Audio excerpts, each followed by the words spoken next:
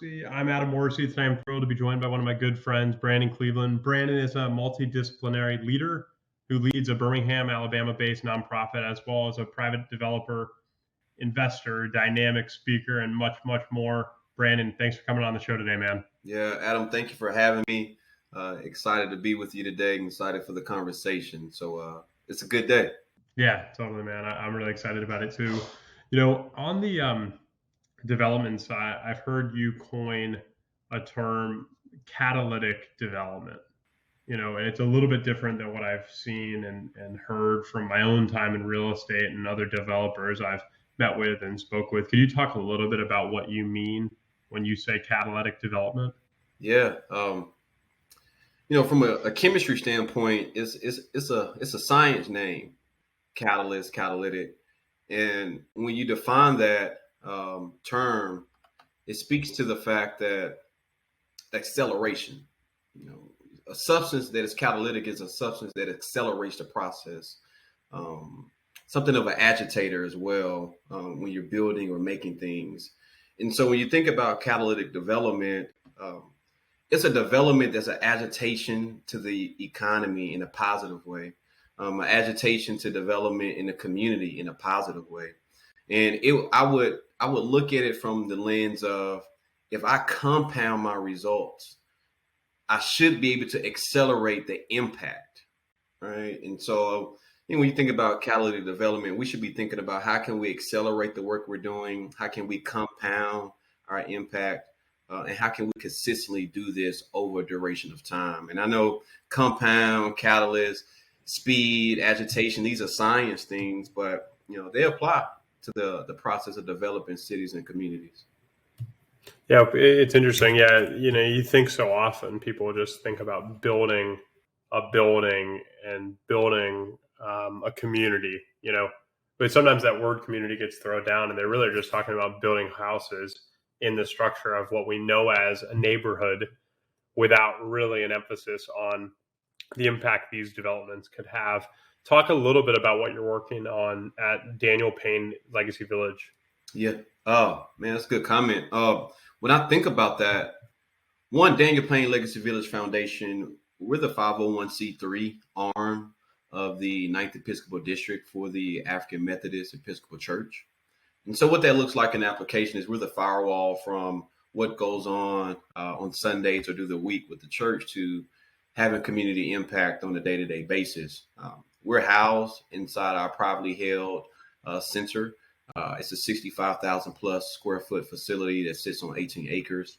And we execute our mission through this facility and through this site. And our mission is simple. It's to foster community growth through education, economics, technology, and wellness. And so fostering community growth, that's that key piece. One of the reasons I double down as an executive on catalytic development, because if I want growth as fast as I can get it, but I want it to be in a positive impact.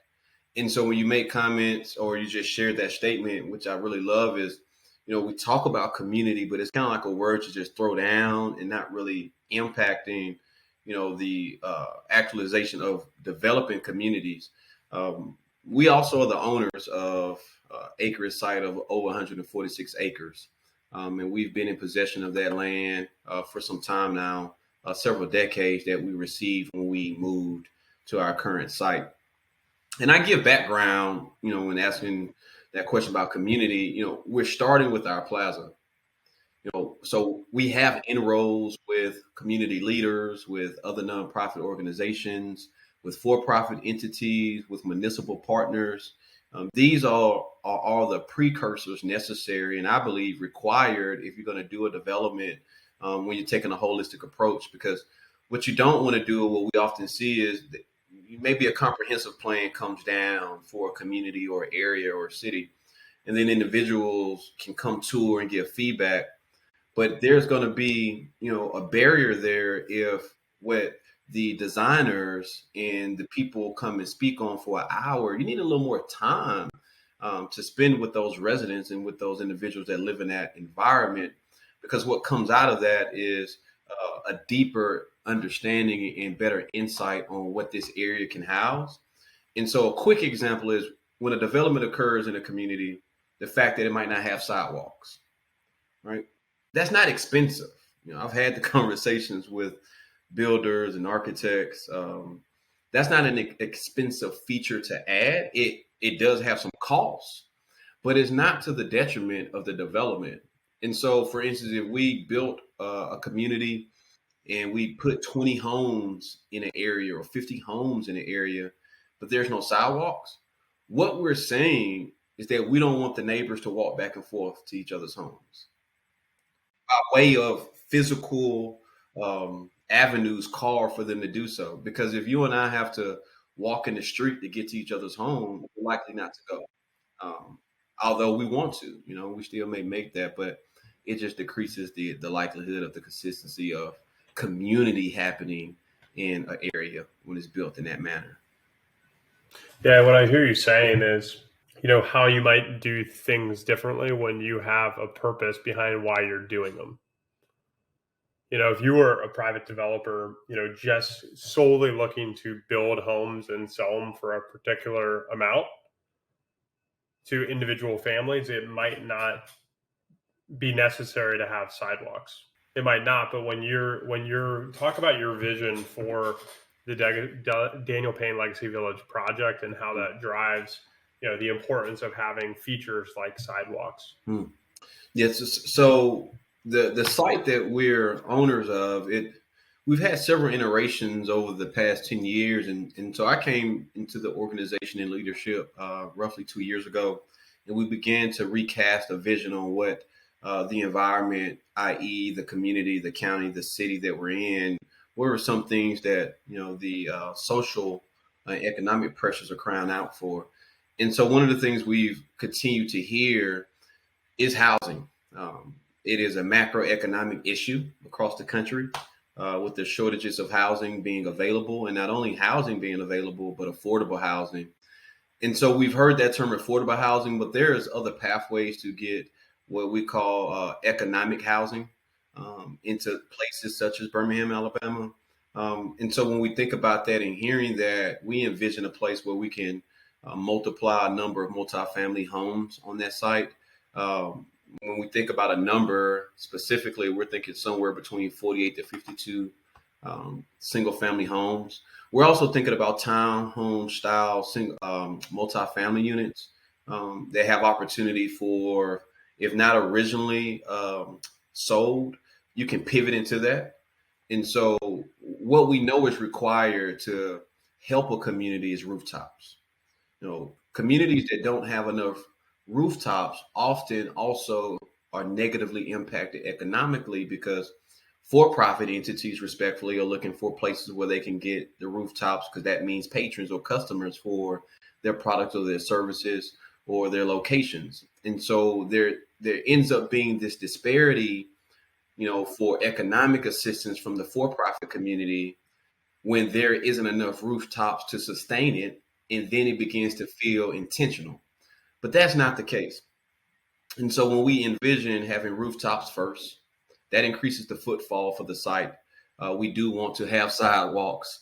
We do want green space because we know studies show just temperature, just the management of a home when there's more forestry, when there's just trees and shade and things occurs of that nature naturally around a home, it has a reduction in the load, even to heat and cool it. And so when you're thinking about being able to walk from neighbor to neighbor's house, being able to have some green space, have a sufficient amount of rooftops, it makes the ask for a for-profit entity or a larger box entity to come into a site. It makes that ask easier. It doesn't seem like a favor is being done. I think when we're looking at development, especially catalytic development, whether it's community, economic, or social, we got to start creating an environment or a situation that is advantageous for both parties participating, both the residents and the entities that come to the site. You bring up an interesting point about for-profit site selection. Sometimes without enough density, there can be a kind of like a negative cycle that happens. It's like there isn't enough density to get for-profit entities to build, restaurants, stores, businesses, etc., which impacts, the availability of food in some cases. It can impact employment opportunities, and then it can impact home values.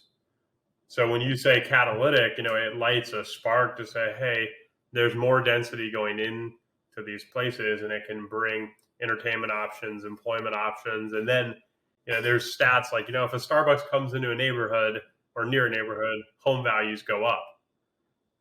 So when you're thinking about development for community change and transformation, density is definitely a huge factor. So I really appreciate you painting that picture. How does it change a development? Like you mentioned, the 9th district of the African Methodist Episcopal Church. How does it impact the development when you have a clear picture of who you're serving with a particular project? Great question. It accelerates it. And that's why I continue to use those scientific terms, because that's what we want. We want to get there as fast as we can, as strong as we can, and take as many people as we can with us going there. What it also does, it builds trust with the multiple partners that are going to be required and that are necessary for success. And so when you have a clear vision, it helps it be translated throughout the mouths and the departments and the businesses and the entities that hop on board, because they can see how that works. The African Methodist Episcopal Church itself is the oldest African American Christian organization in the United States, over 200 years old. And so, very long history of serving the community, low and moderate communities, marginalized communities, people in need, people that may lack resources through various seasons of their life. And so when you think about casting vision, we want the vision as clear as you can get it, because there's always going to be issue. There's hundreds of books, if not thousands of books, that give us historical facts on the, I'll say the burden or the load management that it requires to get a catalytic development or a catalytic change to occur in a community, city, county, or country. And so the clearer the vision, the more digestible it is to those who have to participate, who are essential for the success of it. Yeah, I got a quote for you here in a second. The quote was, if you want to build a ship, don't drum up the men to gather wood, divide the work, and give orders. Instead, teach them to yearn for the vast and endless sea.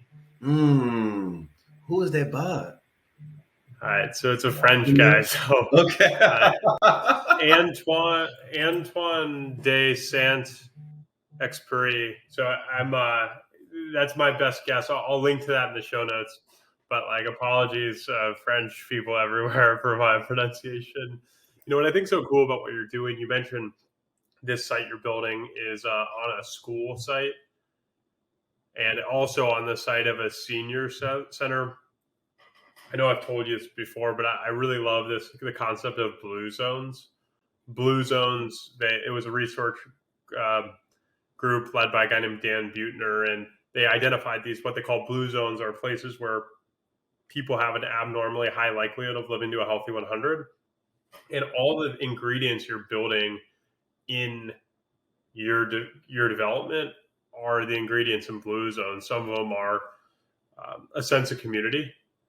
Others are an emphasis on movement. So the programs you host at the centers, in addition to the sidewalks and recreation places, a shared sense of purpose. So when you talk about, serving a particular group within a particular place who share an identity, that's a very powerful thing to give us purpose and longevity. The multi-generational factor, very much so. And then the emphasis on holistic health and wellness. Yes, that's good. I appreciate you pointing that out, because, Adam, one of the things history has shown us in communities around the world, like the blue zones, when we're having this intergenerational activity with the children and the seniors, it bridges this gap of information. Before we were great writers in the world, we were better orators. And so some of the things that citizens and people in community, they do a better job in communicating verbally that story or that situation and what that history was, because what translates to paper oftentimes doesn't give the context. And so that's something to think about. And we know that studies show that our seniors live longer when they interact with the youth. And we see that when we take this type of process, what we're doing and what we're saying is that we want to create an environment where our fringe citizens, those who may be lacking or those who may be considered to be marginalized, are getting resources and building relationships with people who have the wherewithal or have the capacity, whether socially or economically, to help them. And we also are saying that our children and our seniors, they're getting the interaction that they need, because they say a little yeast arise the bread. Well, if we take you and I, if we're the yeast, you only need a few of us, to rise the bread in a community of children and our seniors, or those who may not have the necessary, again, resources or relationships. And then into that situation, we begin to intertwine.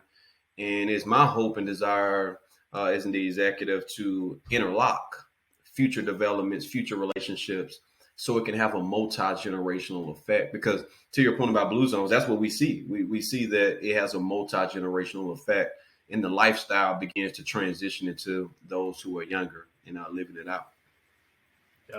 Yeah. Something from our conversations in the past is you've used the word stewardship.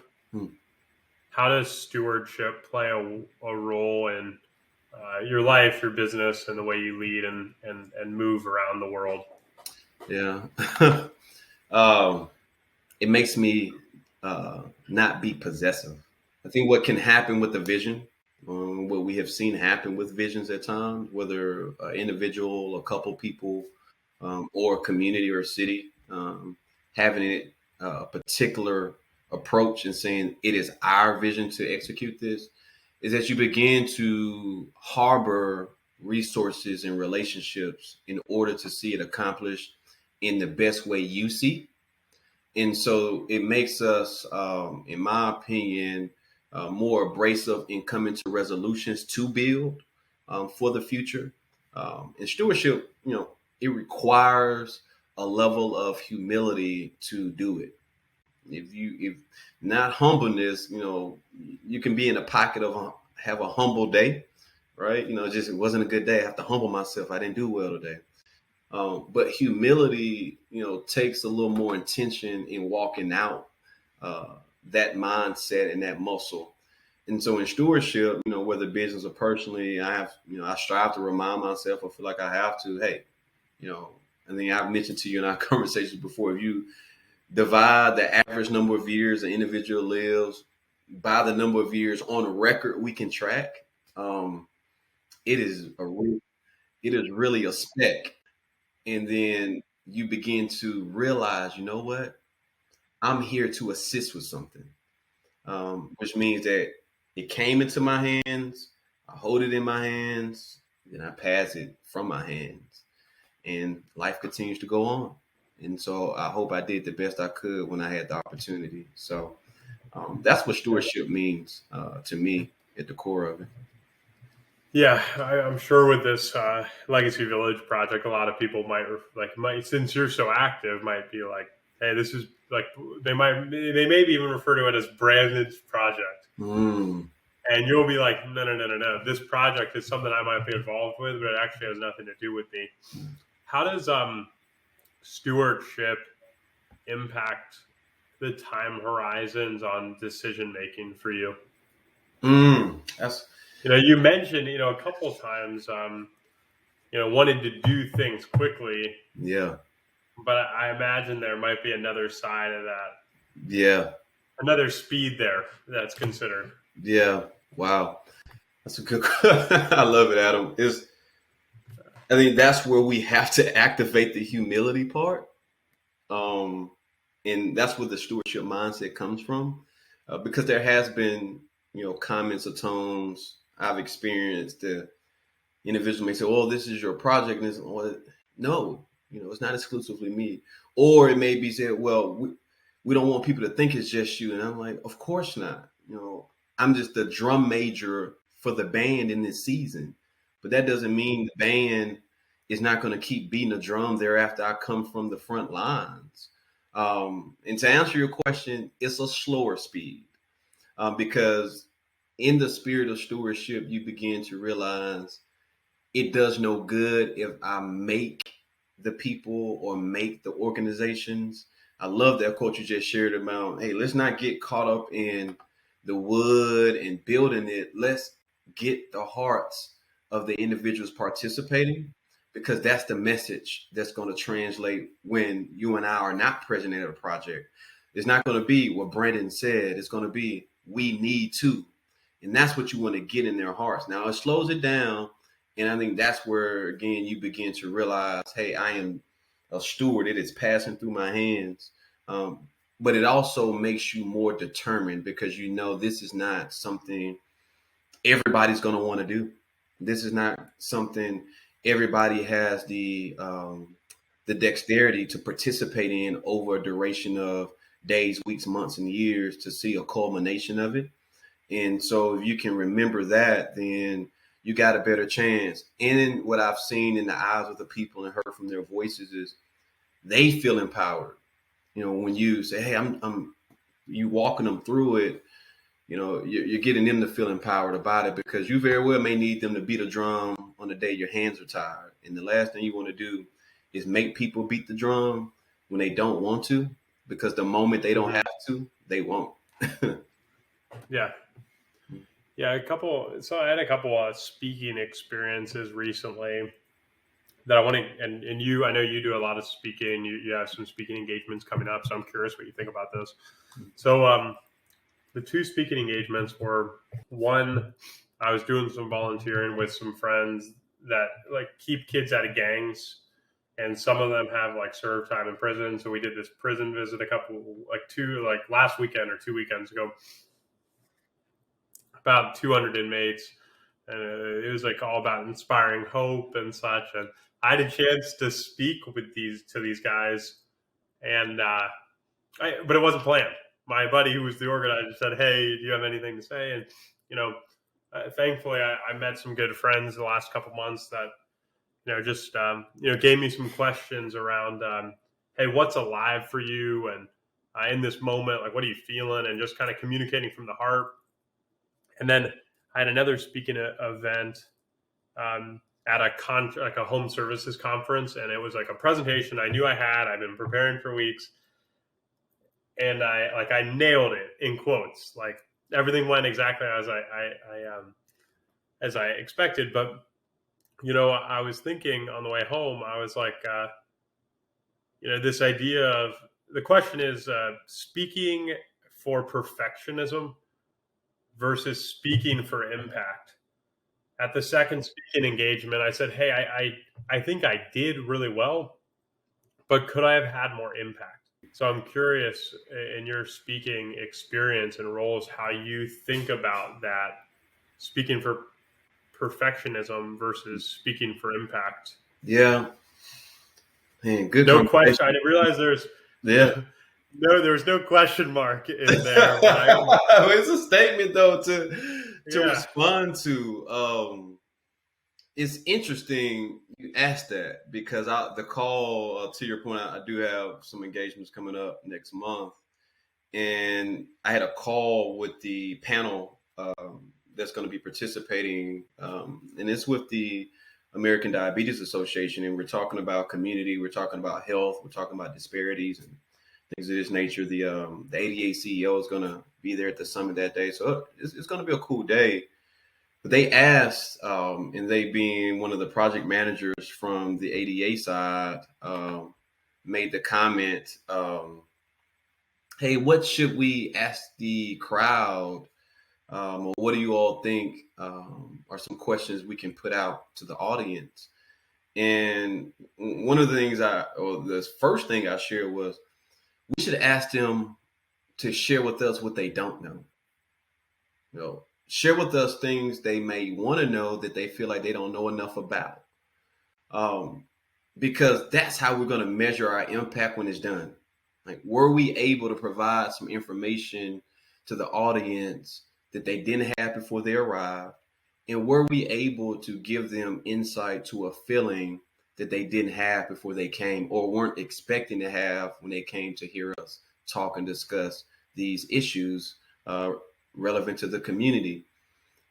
I began to measure my impact that way, because I have been in past seasons of I want to be perfect in my delivery, in my description, in my communication. But as I continue to speak and continue to have a call and reaction in my dialogue with the audience, I'm seeing that it is, again, I'm simply a voice for the moment, a voice for that day or that hour, and I'm called to stir them up. There is this proverbial phrase that speaks to deep of the waters of a man or woman's heart, but it is he or she that can draw out that information that is wise. And we're not wise because we know something. We get distinguished in wisdom because we're helping somebody who already knows something come to remembrance of it, or thereby recognize they already know it. They just needed somebody to prime their hearts. And so that's real cool. That's a great question. That's a question, as I said, I've had to think about, and it came up today. Because if we don't present something people don't know, or we don't communicate in a way that creates a positive feeling for them, we could be up there dressed, immaculate, using all the best words, all the catchphrases, all the quotes. But the work is not about that. The work is about the impact. And so that's what we want to do.